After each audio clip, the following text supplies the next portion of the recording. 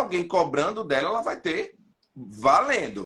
Porque eu cobro e cobro com propriedade, porque eu sou um profissional de saúde, enfermeiro, porque não sei também qual o nível assim, de entendimento que as pessoas que estão nessa live vão ter, mas com todo respeito às equipes de saúde como um todo, eu simplesmente sou fã de todos, do médico, do fisioterapeuta, do psicólogo, mas a enfermagem, eles são os profissionais de saúde que convivem com os clientes. O trabalho da enfermagem é ininterrupto e é gerencial. Então, a gente só não cuida de uma ferida ou aplica uma injeção, como mostra a TV.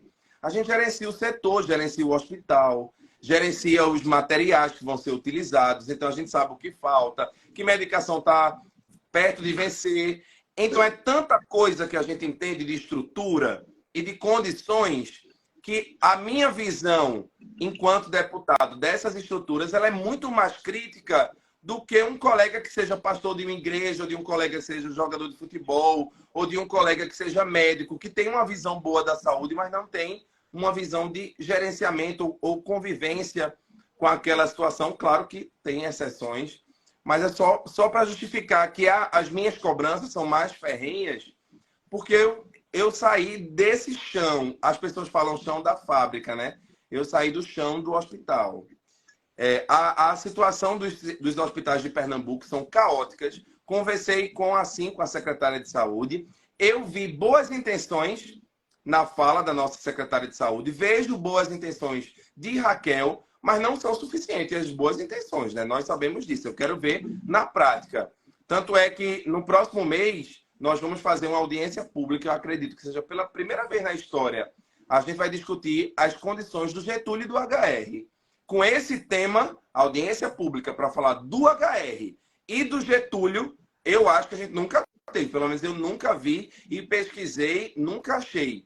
Então a ideia é ouvir não só quem é usuário desse serviço, mas quem está trabalhando lá e sofre com as condições inadequadas.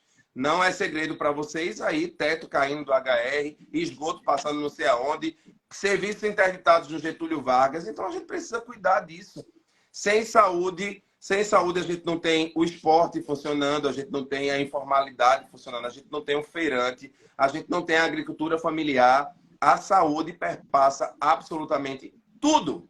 Se a gente não coloca a saúde como prioridade, não adianta ter uns juntos pela segurança e uns juntos pela educação. Porque as crianças vão estar adoecidas, os professores, os policiais, e aí a gente não vai ter nada. Então, tudo tem que estar vinculado à saúde. Me sinto um cobrador da governadora e você assim, e não me preocupo com isso não, nem tenho medo. Eu cobro mesmo e vou para cima. E vale salientar também que essa situação dos hospitais se estende também para o hospital do servidor, né? Não é somente do usuário gratuito, né? Porque são os pagadores de impostos, né? Do usuário do SUS.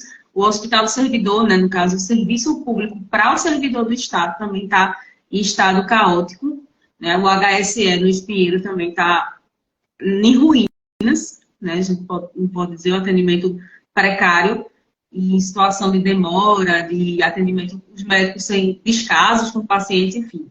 Experiência própria, essa semana mesmo a gente passou por uma situação familiar nesse hospital. E voltando agora a essa situação dos hospitais, com relação aos funcionários em si, né? A situação de trabalho desses profissionais de enfermagem que estão lá dentro, vivenciando esse caos. O que você queria dizer sobre isso, né? Como é que está a situação deles? O que é que você propõe como projeto, como solução, né? Eu sei que o pessoal está ansioso para saber do piso, daqui a pouco a gente vai chegar, tem notícia de ontem, recentemente sobre isso, mas a gente está tentando contextualizar, né? O deputado tem muita coisa para falar, é o homem da internet. Então, assim, queria saber um pouco das condições de trabalho, porque esse pessoal está vivendo todo esse caos também, não é só o paciente que sofre, né? O próprio enfermeiro, o técnico de enfermagem, dando a cara a tapa, sofrendo com o teto caindo na cabeça, escorregando no piso molhado da chuva, todo esse processo, né? E, Marcela, me permita, não é só o profissional, é um ser humano que está ali na ponta, né? Não é só Exatamente. que está ali como um profissional, ele vê aquela situação como um ser humano também, né? Não, é o que eu estou querendo dizer, ele como ser humano não abandona o barco, né? Então, assim, o que tem sido feito para que essa situação possa um dia, quem sabe, ter uma condição melhor para ele, né? Deixa eu dizer uma coisa a vocês. Antes de responder até essa pergunta, eu queria me solidarizar com você, Marcela. Eu imagino, vendo aí pela sua carinha, por esses seus olhinhos aí, o que você deve ter passado realmente no Hospital de Servidores. Vocês sabem que o SACEP, ele está simplesmente, Jesus do céu, o SACEP está destruído, né? O SACEP precisa de uma estruturação tão profunda que caberia uma live inteira falando sobre isso.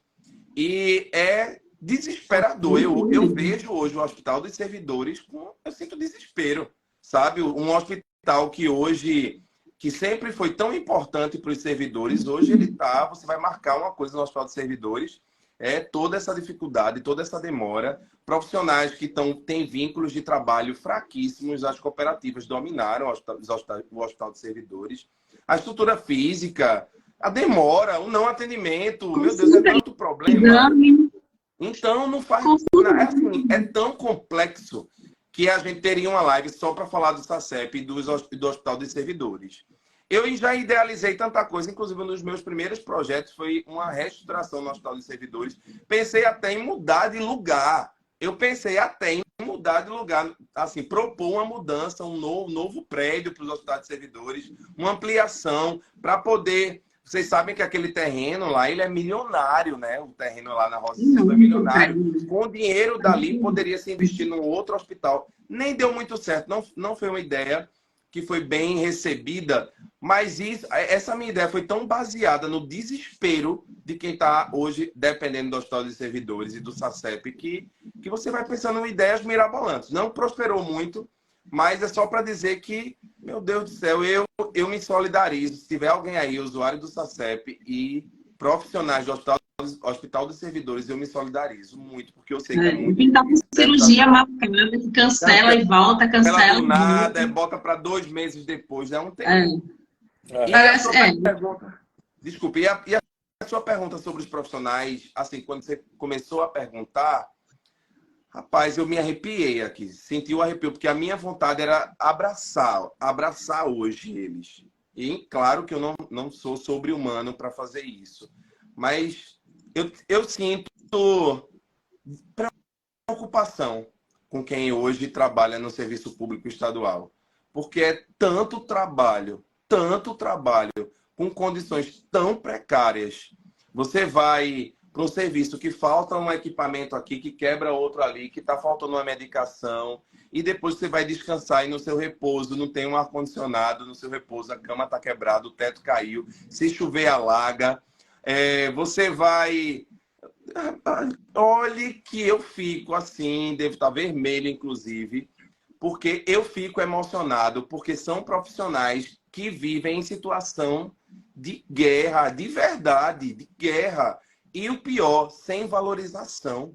Quando você vê aí as pessoas falando, do piso e esse desespero pelo piso, é porque a valorização, ela perpassa a valorização salarial. Para vocês entenderem do que eu estou falando e, sei lá, terem uma imersão nesse desespero que vocês estão lendo aqui, o povo querendo saber do piso, nós temos técnicos de enfermagem que trabalham exaustivamente num HR da vida, no H-Menon, num Barão, no hospital, sei lá, no Mestre Vitalino, num hospital do interior, e recebe R$815 por mês. Entendem? Eu não sei se vai chegar a isso, mas imagine que uma cesta básica de 20 itens é R$613. Como essa pessoa vive? Então, ela precisa se submeter a 1 milhão de outros bicos ou outros trabalhos para conseguir levar o pão para casa, para conseguir comprar a mochila da escola do seu filho, para ir numa feira e comprar tomate, comprar salada e comprar, meu Deus, o básico. Como essa pessoa... Morte, né? Ó, é porque não sei se vai dar para ver aí, mas vou levantar aqui. Eu tô todo arrepiado, porque é um tema que me toca num grau. Porque quando você está lutando pelo piso e você vê o povo sem querer pagar o piso, eu sinto vergonha dessa pessoa que não quer investir em quem está ali salvando o amor de uma outra pessoa. A pessoa está cuidando do seu pai, da sua irmã, do seu filho. Quando o seu filho está lá internado, você se desespera. Aí chega para a equipe, façam o melhor, dê o melhor, a melhor assistência. Como? Como dar a melhor assistência se a pessoa está cansada, se a pessoa está com dívidas, se a pessoa, às vezes, foi andando trabalhar porque não tinha o dinheiro da passagem, não tinha o dinheiro da Ubermoto, sabe? Não tinha o que comer direito. Não dá. É algo que não dá. Simplesmente é uma conta que não casa. E é um problema, não é só da enfermagem, tá? Eu falo muito da enfermagem porque é a minha profissão, mas é um problema global. Os vencimentos dos profissionais de saúde são ruins como um todo. Mas na enfermagem, meus amigos, é algo para você falar sério. É algo para você, sei lá, enfrentar um ministro do Supremo Tribunal. Eu, por exemplo, eu tenho as minhas opiniões aí sobre o Supremo Tribunal, sobre o presidente da República, sobre o governo do Estado, e eu me sinto implacável, porque eu estou defendendo quem está salvando a vida lá na ponta agora. Você vê uma pessoa, sei lá, numa motolança de SAMU, costurando os carros para salvar uma vida, e essa pessoa não tem o dinheiro da escola, não tem o dinheiro do material escolar, não tem o dinheiro do plano de saúde, que muitas vezes ela trabalha para aquele plano de saúde, enquanto os grandes empresários dos ramos de plano de saúde detêm as maiores fortunas do Brasil. Não dá para aceitar. É a escravidão existente ainda no nosso país. A enfermagem conquistou o piso, se libertou aí das amarras, e a gente está lutando para receber o mínimo, porque ainda não é nem de longe o que a gente merece. Então, só para responder a sua pergunta sem estar tão febril, esses profissionais a quem você se refere sofrem, estão adoecidos fisicamente, mentalmente, envelhecem mais rápido, acessam o INSS mais rápido, se aposentam mais rápido porque não aguentam por invalidez, por incapacidade, morrem. Tivemos tantos mortos na pandemia dentro da minha profissão que sequer são lembrados, sabe? A gente nem fala. Então, me toca muito isso, porque esses profissionais que você está perguntando, eles sim são as estruturas da saúde mais precarizadas. E como o Fred comentou, o ser humano que está lá, claro, se o profissional que está lá está destruído, imagina quem está sendo atendido lá, não tem acesso, não tem segurança. Os profissionais cansados são mais passíveis a erro. Ele está cansado porque ele precisa trabalhar muito, senão ele não tem como sobreviver. Então, é um problema sério. Olho e eu fico nervoso porque, enfim, é inaceitável. Um colega chega para você e diz assim: Gilmar, eu não tenho dinheiro de fazer a minha feira. Isso aí, se não mexer com ninguém, tem alguma coisa muito errada. Porque comigo mexe até agora falando. Enfim, desculpa aí, mas é isso. Penso isso. Gente, não tem o que desculpar, porque afinal de contas, eu falei, inclusive por trás desse deputado, por trás desse presidente do Corém, existe um ser humano também, né, que vê os seus colegas de profissão ali sofrendo na ponta, como a Jerusa, que colocou aqui no comentário que ganhou R$ 813, né, e muita gente comentando aqui sobre os suicídios que têm acontecido dos profissionais da área de enfermagem. Realmente, não tem como não entender esse teu lado também como ser humano de se arrepiar, né?